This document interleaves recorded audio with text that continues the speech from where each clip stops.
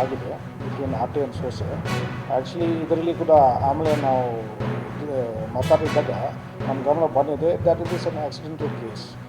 ನಿನ್ನೆ ರಾತ್ರಿ the husband and wife ಇಬ್ಬರು ಜಗಳ ಮಾಡ್ತಾಯಿದ್ರೆ, ಗಲಾಟೆ ಮಾಡ್ತಾಯಿದ್ರೆ ಮನೆಯಲ್ಲಿ.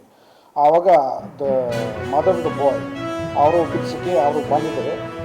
ಅದು ಬಿಡಿಸೋಕ್ಕೆ ಪ್ರಯತ್ನ ಮಾಡುವಾಗ ಸ್ವಲ್ಪ ಪುಷ್ ಆಗಿದೆ ಅಂತ ಮತ್ತೆ ಬಿಟ್ಟಿದ್ದಾರೆ.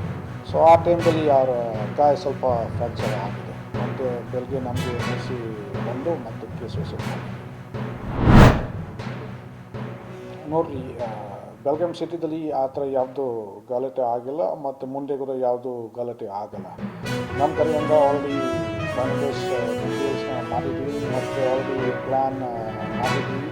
ಯಾವ ದಿನಲ್ಲಿ ಬಂದೋಬಸ್ತ್ ಮಾಡ್ತೀವಿ ಮತ್ತು ಏರಿಯಲ್ಲಿ ಬಂದೋಬಸ್ತ್ ಮಾಡ್ತೀವಿ.